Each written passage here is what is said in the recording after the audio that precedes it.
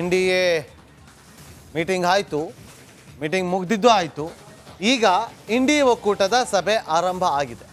ತೇಜಸ್ವಿ ಯಾದವ್, ಅಖಿಲೇಶ್ ಯಾದವ್ ಎಲ್ಲರೂ ಕೂಡ ಈಗ ಆಗಮಿಸಿದ್ದಾರೆ. ದೆಹಲಿಯಲ್ಲಿರುವಂಥ AICC ಅಧ್ಯಕ್ಷ ಮಲ್ಲಿಕಾರ್ಜುನ್ ಖರ್ಗೆ ಅವರ ನಿವಾಸದಲ್ಲಿ ಆರಂಭಗೊಂಡಿರುವಂತಹ ಇಂಡಿ ಒಕ್ಕೂಟದ ಈ ಸಭೆಯಲ್ಲಿ ಏನೆಲ್ಲ ಚರ್ಚೆ ಆಗುತ್ತೆ ಅನ್ನೋದು ಕುತೂಹಲ ಕೆರಳಿಸ್ತಾ ಇದೆ. ಸರ್ಕಾರ ರಚನೆ ಮಾಡೋದಕ್ಕೆ ಅವ್ರ ಹತ್ರ ನಂಬರ್ ಇಲ್ಲ, ಆದರೆ ಮೀಟಿಂಗನ್ನು ಮಾಡ್ತಾ ಇದ್ದಾರೆ. ಲೆಕ್ಕಾಚಾರಗಳು ಇದ್ದೇ ಇರುತ್ತೆ. MK ಸ್ಟಾಲಿನ್, ಶರದ್ ಪವಾರ್ ಸೇರಿ ಹಲವರು ಭಾಗಿಯಾಗಿದ್ದಾರೆ. ಏನೆಲ್ಲ ಸಾಧ್ಯತೆಗಳಿದೆ ಅನ್ನೋದ್ರ ಬಗ್ಗೆ ಚರ್ಚೆಗಳು ನಡೆಯುತ್ತೆ. ಅಲ್ಲಿ ಬೆಂಬಲ ಪತ್ರ ರೆಡಿ ಆದ್ಮೇಲೆ ಇವ್ರ ಮೀಟಿಂಗ್ ಎಷ್ಟು ಮಹತ್ವ ಪಡೆದುಕೊಳ್ಳುತ್ತೆ ಅನ್ನೋದು ಮುಖ್ಯ ಆಗುತ್ತೆ.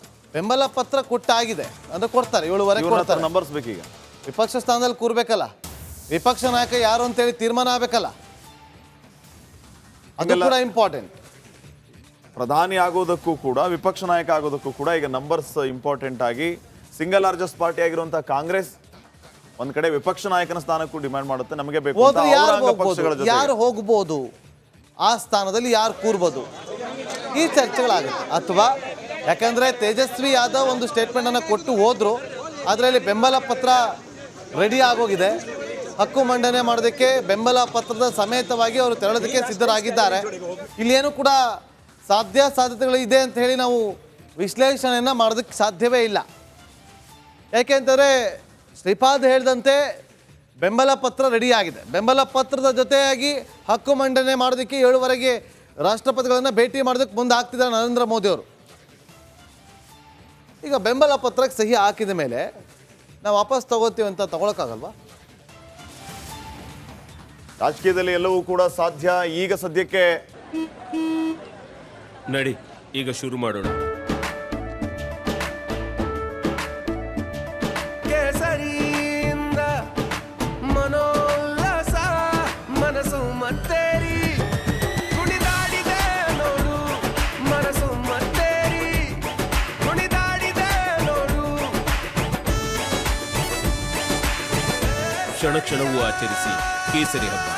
ವಿಮಲ್ ಬಾಯಲ್ಲಿ ಹೇಳಿ ಕೇಸರಿ. ಇಂಡಿ ಒಕ್ಕೂಟದ ಸಭೆಗೆ ಕ್ಷಣದ ಲೈವ್ ವಿಡಿಯೋ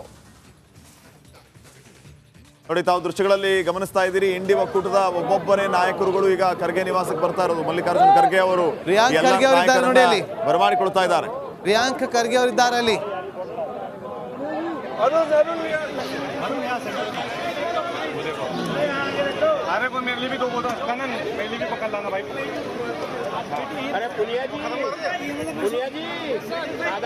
ನೋಡಿ, 28 ಪಕ್ಷಗಳು ಸೇರಿ ಮಾಡಿಕೊಂಡಿರುವಂತಹ ಇಂಡಿ ಒಕ್ಕೂಟ, ಅದರಲ್ಲಿ ಪ್ರಮುಖ ಪಾತ್ರವನ್ನ ವಹಿಸಿದ್ದು TMC.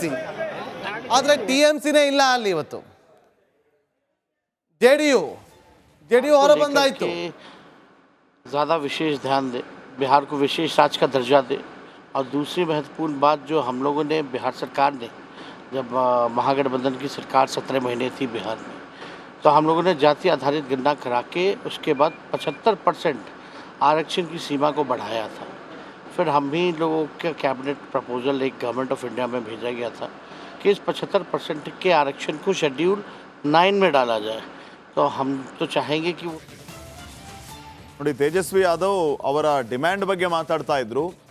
ನಾವು ಕಳೆದ ಬಾರಿ ನಾವು ಆಡಳಿತದಲ್ಲಿ ಇದ್ದಂತಹ ಸಂದರ್ಭದಲ್ಲಿ ಜಾತಿ ಗಣತಿ ಆಧಾರದ ಮೇಲೆ ಗಣತಿಯನ್ನ ಮಾಡಿಸಿ ಅದರ ವರದಿಯನ್ನ ತೆಗೆದುಕೊಂಡು ಮೀಸಲಾತಿಯ ಪ್ರಮಾಣವನ್ನು ಹೆಚ್ಚಳ ಮಾಡಿದ್ವಿ. ಸೊ ಅದ್ರ ಬಗ್ಗೆ ನಾವಿಲ್ಲಿ ಚರ್ಚೆಯನ್ನ ಮಾಡ್ತೀವಿ. ಅದಕ್ಕೆ ಅನುಮತಿ ಬೇಕು. ಇದರ ಜೊತೆಗೆ ಬಿಹಾರ ರಾಜ್ಯಕ್ಕೆ ವಿಶೇಷ ಸ್ಥಾನಮಾನ ನೀಡಬೇಕು, ನಮ್ಮ ಪಾರ್ಟಿಗೆ ಪ್ರಾಶಸ್ತ್ಯವನ್ನ ನೀಡಬೇಕು. ಸೊ ಈ ರೀತಿಯ ಡಿಮ್ಯಾಂಡ್ ಬಗ್ಗೆ ತೇಜಸ್ವಿ ಯಾದವ್ ಮಾತಾಡ್ತಾ ಇದ್ರು. ಇದು ಎಷ್ಟರ ಮಟ್ಟಿಗೆ ವರ್ಕೌಟ್ ಆಗುತ್ತೆ? ಇದು ವರ್ಕೌಟ್ ಆಗಬೇಕು ಅಥವಾ ಯಶಸ್ವಿ ಆಗ್ಬೇಕಂದ್ರೆ ಇಂಡಿ ಅಧಿಕಾರಕ್ಕೆ ಬರಬೇಕು. ನೋಡಿ, ಬಹಳ ಮಹತ್ವವನ್ನು ಪಡೆದುಕೊಳ್ತಾ ಇರುವಂಥದ್ದು ಇಂಡಿ ಒಕ್ಕೂಟದ ಸಭೆ. ಈಗ ಸಭೆಗೆ ಒಬ್ಬೊಬ್ಬರಾಗಿಯೇ ಅಂಗಪಕ್ಷದ ನಾಯಕರುಗಳು ಬರ್ತಾ ಇರುವಂತಹ ದೃಶ್ಯಗಳನ್ನ ಕೂಡ ತಾವು ಗಮನಿಸ್ತಾ ಇದ್ದೀರಿ. ರಾಜಧಾನಿ ದೆಹಲಿ ಈಗ ಹಲವು ವಿಚಾರಗಳಿಗೆ ವಿಶ್ವದ ಗಮನವನ್ನ ಸೆಳೆದಿದೆ. ಪ್ರತಿ ಕ್ಷಣ ಏನೇನು ಡೆವಲಪ್ಮೆಂಟ್ ಆಗ್ತಾ ಇದೆ ಅನ್ನೋದನ್ನ ರಿಪಬ್ಲಿಕ್ ಕನ್ನಡ ಸ್ಕ್ರೀನ್ ಮೇಲೆ ತಾವು ಗಮನಿಸ್ತಾ ಇದ್ದೀರಿ. ಪ್ರತಿ ಕ್ಷಣದ ಅಪ್ಡೇಟ್ ನಿಮ್ಮ ರಿಪಬ್ಲಿಕ್ ಕನ್ನಡದಲ್ಲಿ.